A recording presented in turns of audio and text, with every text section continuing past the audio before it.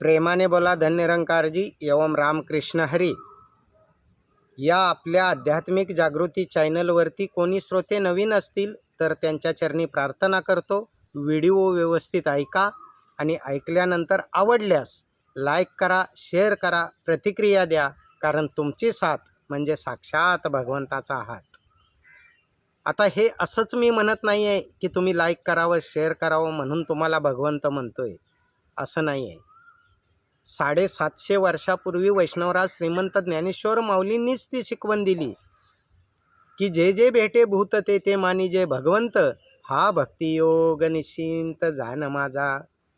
Sir झुके पर दिल न झुके, ये सजदा मजा नहीं देता. अरे देने को ये सब कुछ दे सकता है, मगर यारो हमें मांगना नहीं आता. काय मागावं हेच कळत नाही. आम्ही भली मोठी लिस्ट परमात्म्याकडे ठेवतो की मला अमुक पाहिजे, तमुक पाहिजे, बंगला, गाडी, माडी, मुलाला वकील कर, डॉक्टर कर, अमुक तमुक सगळ्या गोष्टी मागत असतो. भौतिक सुखातल्या गोष्टी मागण्याची आमची लिस्टच असते, परंतु काय मागावं हे ज्ञान नसल्यामुळं आम्ही या गोष्टी मागतो.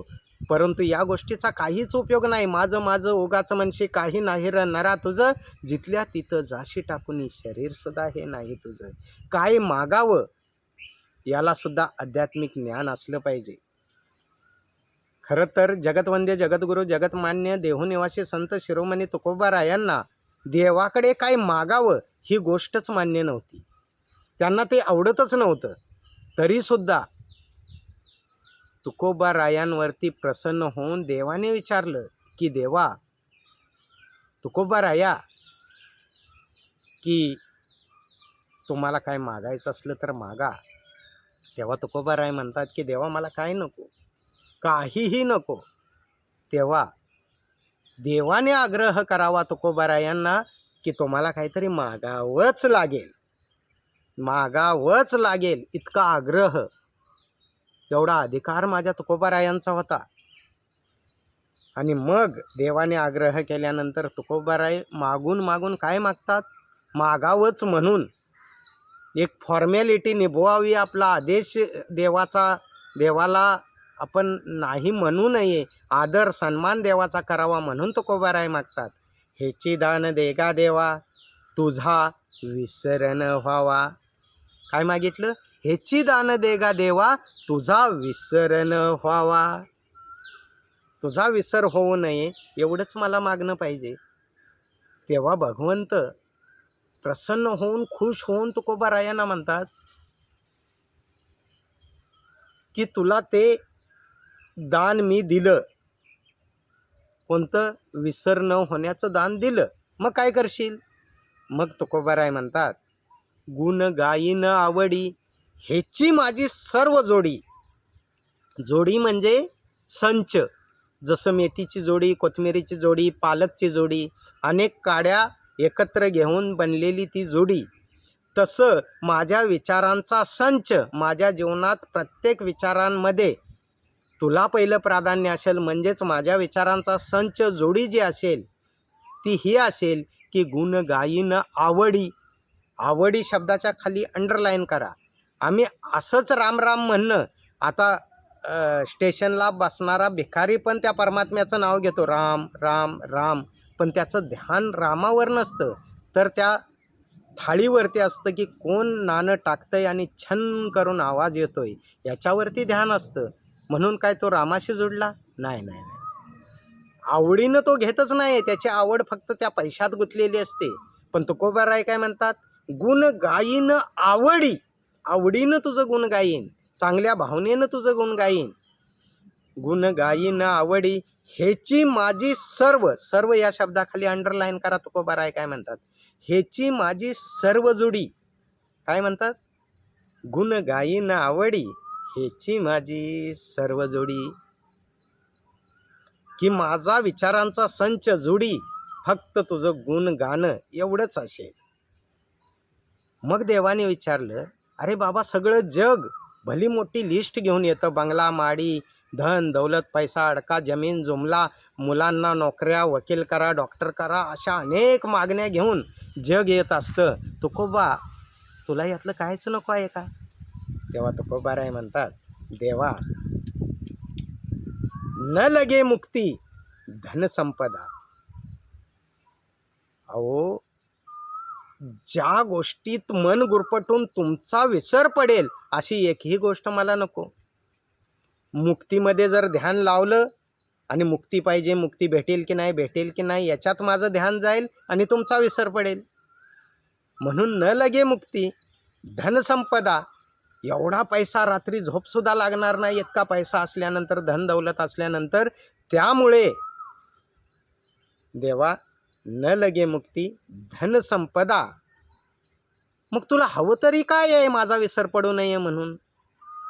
तर तुकोबाराय म्हणतात न लगे मुक्ती धन संपदा संत संग देई सदा.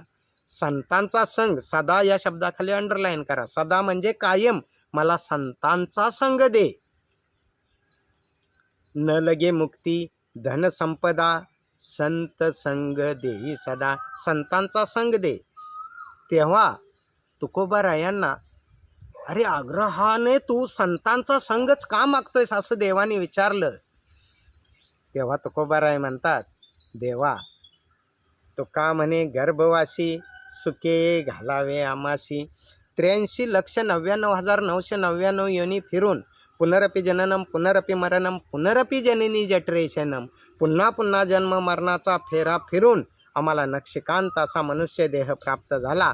आता पुन्हा मला हत्ती मुंगी किडे एक एक योनी कोट फेरा फिरायचा नाही आहे.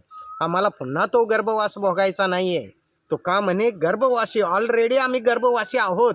आम्हाला त्या योनी भोगून, गर्भवास भोगून आम्हाला नक्षकांत मनुष्य देह प्राप्त झाला. तुकाराम महाराज म्हणतात तो का म्हणे गर्भवासी सुखे घालावे आमासी. आता तरी देवा सुखे घाल बाबा. म्हणून तुकोबारायांनी देवापुढे ते उदाहरण पण ठेवलं. पाहते पांडव अखंड वनवासी परी त्या देवासी आठविती. प्रल्हादासी पिता करी तो जाचनी परी नित्य स्मरणे मने नारायण. सुदामा ब्राह्मण दारिद्र्य पिढीला नाही विसरला पांडुरंगा. तुका म्हणे तुझा न पडावा विसर दुःखाचे डोंगर झाले तरी. माझ्यावरती दुःखाचा डोंगर जरी कोसळला तरी एवढाच आशीर्वाद देवा दे की तुका म्हणे तुझा न पडावा विसर दुःखाचे डोंगर झाले तरी. तुकाराम महाराज म्हणतायत की देवा दुःखाचे डोंगर जरी माझ्यावरती आले तरी तुझा विसर पडू नये असा आशीर्वाद दे. हेची दान दे गा देवा तुझा विसर न व्हावा. गुण गायीन आवडी हेची माझी सर्व जोडी. न लगे मुक्ती धन संपदा संत संग देई सदा. तुका म्हणे गर्भवासी सुखे घालावे आमासी. तुका म्हणे गर्भवासी सुखे घालावे आमासी. तर या माझ्या हरीच्या लाडक्यानो, या माझ्या भाविक सज्जनानो, जर व्हिडिओ आवडला आणि आवडल्यास लाईक करा, शेअर करा, प्रतिक्रिया द्या. कारण तुमची साथ म्हणजे साक्षात भगवंताचा हात. तर या माझ्या हरीच्या लाडक्यानो, जाता जाता एवढंच सांगेन, जर भगवंताचा विसर पडू नये असं वाटत असेल तर एकच उपाय आहे की जयास वाटे देव पाहावा तेने सत्संग धरावा. सत्संगाविन देवादिदेव पाविजेत नाही. प्रेमाने बोला धन्य निरंकारजी एवं राम कृष्ण हरी. आणि जाता जाता एवढीच विनंती करतो की व्हिडिओला लाईक करा, शेअर करा, प्रतिक्रिया द्या. कारण तुमची साथ म्हणजे साक्षात भगवंताचा हात. म्हणून माऊली म्हणतात की मनोनी जाणतीने गुरु भजिजे तेने कृत्य कार्य होईजे. जैसे मूळ सिंचने सहजे शाखा पल्लव संतोषती. ज्याच्या जीवनात गुरु नाही त्यांची भक्ती सुरू नाही. प्रेमाने बोला धन्य निरंकारजी एवं राम कृष्ण हरी.